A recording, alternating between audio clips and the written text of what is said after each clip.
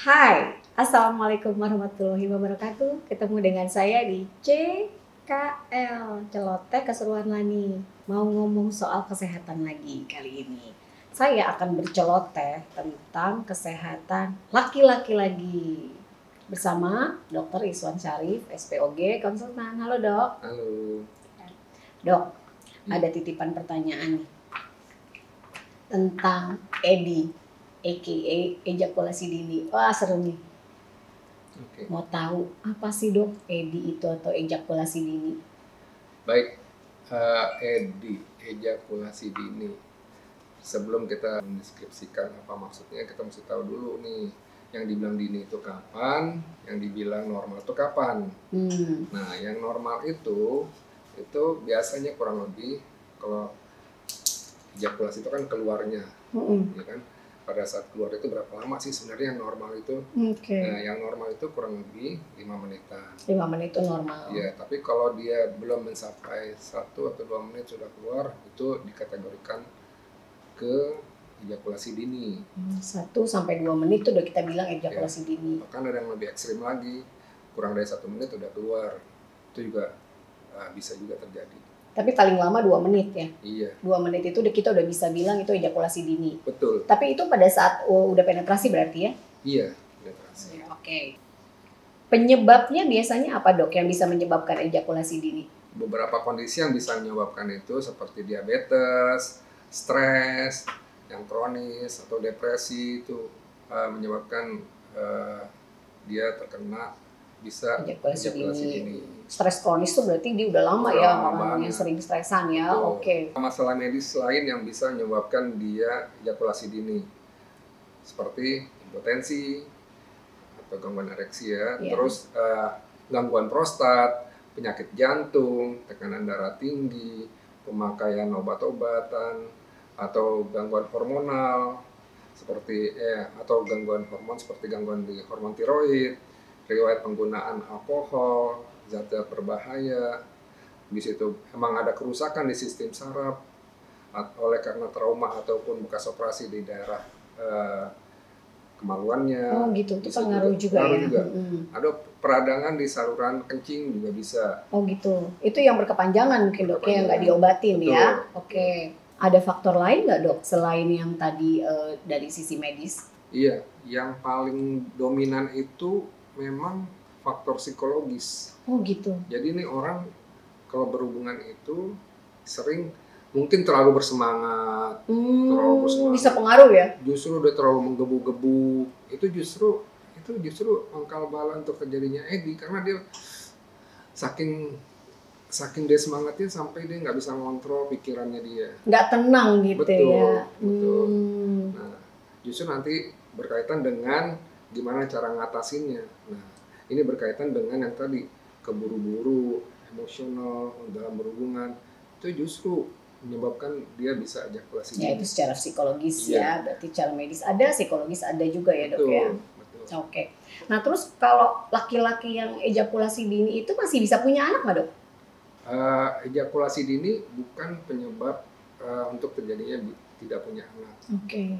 Jadi dia memang mengganggu untuk ereksi. Tapi kalau spermanya masih bisa masuk ke dalam dan dia lakukan pada saat yang tepat, pada masa subur, kemungkinan punya anaknya masih besar. Tapi kalau dia lebih ekstrim lagi, dalam arti belum sampai masuk udah keluar, itu kecil buat kemungkinan buat punya anak otomatis. Ya pokoknya yang penting dia udah masuk dulu gitu ya, terus spermanya bisa keluar dan kualitasnya bagus, tetap bisa punya anak ya dok ya. Oke. Sekarang cara ngatasinnya deh. Iya, ada berbagai macam cara mengatasi ejakulasi dini dan itu bisa dilatih di rumah sebenarnya. Oh gitu, tanpa harus ke dokter dulu ya? Ini berarti secara mandiri? Bukan, dalam arti gini, kita pastikan dulu dia tidak ada penyakit dasarnya. Dalam arti dia nggak punya diabetes, nggak ada jantung, nggak ada tiroid, nggak ada gangguan di prostat, nggak ada gangguan hormonal, ya kan, seperti tadi yang tiroid abnormal, atau nggak ada gangguan di infeksi saluran kencingnya juga. Nah, jadi kita pastikan dulu sehat nih. Sehat. Terus itu kita bisa latih dengan berbagai macam cara. Pertama, bisa dengan pelatihan masturbasi. Oh gitu. Masturbasi, tapi tujuannya bukan masturbasi sembarang masturbasi, ya, tapi untuk pengobatan ya. iya, dalam artian dia bisa mengendalikan kapan dia harus keluar.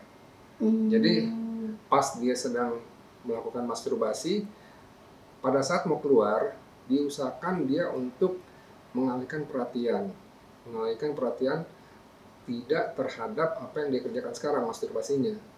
Dengan cara menarik nafas 3-4 kali sambil membebaskan pikirannya. Kemudian setelah hasrat untuk keluarnya sudah terlewati, dia bisa melakukan lagi. Dan itu dilatih terus. Oke, sudah itu bisa dengan cara squeezing. Jadi itu hampir sama.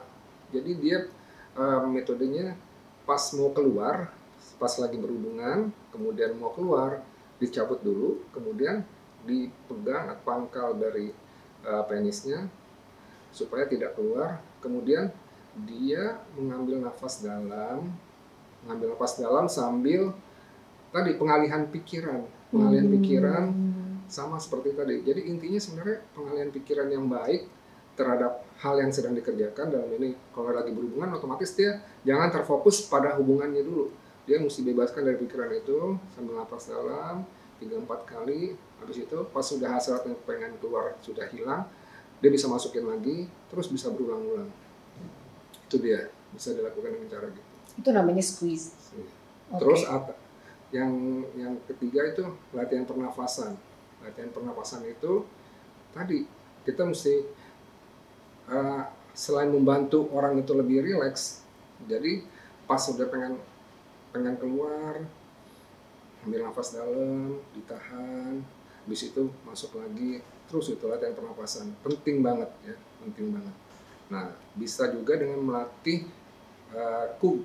Kegel. Kegel di laki-laki bisa juga? Bisa. Caranya gimana? Caranya Kegel pada laki-laki itu dia sebenarnya melatih otot-otot penis. Namanya otot pubococcygeusis. Jadi caranya gimana? Pas dia seperti orang menahan di tengah-tengah buang air kecil. Jadi tahan 10 detik, kemudian sudah 10 detik diulangi sampai bisa berulang-ulang, bisa sampai 3-4 kali atau 10 kali perulangan, repeatednya berapa kali terserah. Penting makin dia bisa mengendalikan melatih otot-otot tadi, otomatis nanti daya ereksinya akan bertambah. Oh gitu. Itu latihannya tuh sambil berhubungan kan? Tidak. Latihan Kegelnya? Kegel tidak. Oh enggak. Dia dengan cara dia tetap dalam kondisi melatih seperti orang pengen kencing tapi BAK, buang air kecil, dia menahan di tengah-tengah kencing, terus 10 detik dilepaskan. Kemudian jadi saya potong sedikit. Jadi itu latihannya pada saat mau buang air kecil? Bukan, tanpa buang air kecil pun dia bisa latihan sebenarnya. Di luar itu dia bisa melatih sendiri sebenarnya. Jadi dengan kondisi kita lagi santai juga bisa melatih. Dengan pelatihan dari otot-otot penis itu sendiri, otomatis nanti akan secara terbiasa otot-otot itu akan lebih bisa menahan untuk tidak keluar cepat. Gitu. Jadi emang bisa dilatih ya dok. Betul. Ya, dilatih sendiri ya. Iya. Itu kalau memang nggak ada penyakit. Penyakit. Nah kalau misalnya ada penyakit, berobat dulu lebih baik. Oke. Jadi mengatasi penyakitnya dulu ya dok ya. Betul, itu penting banget. Kita cari tahu dulu dasarnya, apakah ada penyakit dasar di dalam tubuh dia yang bisa menyebabkan DED tadi. Tapi kalau tidak ada, bisa dicoba dengan pelatihan tadi pernafasan, squeezing, habis itu latihan Kegel, latihan masturbasi. Nah, itu akan sangat-sangat membantu. Dok, tadi kan mengatasi cara sendiri udah, ke dokter juga udah. Iya. Ada gak dari pola hidup juga kita perbaiki? Iya, pola hidup itu salah satu hal terpenting ya untuk meningkatkan aliran darah ke daerah penis. Makanya sangat dianjurkan untuk olahraga teratur, istirahat cukup, ya, hindari rokok, alkohol, kemudian pola makan yang seimbang, otomatis karbo, lemak, minyak, sama tepung yang berlebihan dihindari. Yang satu lagi yang mesti diingat, tadi saya mungkin ada yang tertinggal, bahwa untuk penis yang dia sensitif, terlalu sensitif sehingga tidak bisa menahan untuk keluar, bisa dengan bantuan kondom yang cukup tebal. Oh, itu akan mempengaruhi, akan membantu. Iya. Jadi itu tadi kan pelatihan secara mandiri ya dok, yang kita bisa lakukan sendiri di rumah ya. Nah kalau misalnya ada penyakit, berarti diobatin dulu penyakit dasarnya. Oke, baru kita bisa latihan ke situ. Iya, oke. Pengaruh dari pasangan ada juga nggak dok? Ada. Jadi sebisa mungkin itu pada saat berhubungan, pertama pasangan itu jangan memaksakan berhubungan kalau suami atau dalam kondisi dia tidak siap atau tidak rileks. Misalnya habis pulang kantor karena sekedar pengen aja tapi tidak melihat kondisi suaminya, masih letih, masih stres mungkin dalam pikiran kantor, jangan sekali-sekali dipaksakan untuk berhubungan. Lebih baik di servis dulu, dalam arti perbaikin kondisinya, kasih minuman yang hangat, pokoknya dibikin rileks dulu. Kemudian silakan kalau mau berhubungan silakan, tapi dalam kondisi yang tidak terpaksakan. Oke. Nah kalau misalnya dari sisi suami, kadang-kadang dia capek tapi dia kepingin, kita boleh kan untuk relax dulu, kita boleh kan bilang kayak gitu, bukan berarti kita menolak ya, mungkin dengan cara yang halus ya dok, dikasih tahu ya. Betul. Jadi sebenarnya suami juga kadang-kadang memang hasrat memang begitu besar. Nah, itu dia penyebab yang tadi bikin dia ejakulasi dini. Kenapa? Karena dia hasrat yang terlalu menggebu-gebu itu sendiri, sehingga dalam pikirannya cuma berhubungan, tapi dia nggak memikirkan efek keintiman yang akan ditimbulkan. Itu dia. Kalau misalnya dia bisa menyadari bahwa ini bukan sekedar berhubungan, tapi lebih menjalin keintiman di antara suami dan istri, insya Allah berhubungannya dalam kondisi yang lebih rileks, dan ejakulasi dini bisa teratasi dengan baik. Oke, berarti memang perlu kerjasama yang baik ya dok ya, antara pasangan ya. Betul. Oke. Terus kalau misalnya dari kesehatan nih, dia ternyata tidak ada penyakit, udah latihan sendiri ternyata masih belum bisa juga, ada bantuan lain nggak? Misalnya dari obat-obatan gitu ada? Bisa. Dengan kalau misalnya mau lebih jelas bisa konsul ke androlog, dokter androlog, untuk mencari kausa, mungkin ada kausa yang tersembunyi yang kita nggak ketahui, nah itu bisa ini kan, atau konsultasi ke psikolog. Mungkin dia depresinya terlalu berlebihan atau dia terlalu menggebu-gebu sehingga tidak bisa mengendalikan diri, mungkin perlu bantuan psikolog untuk dapat lebih bikin dia lebih tenang.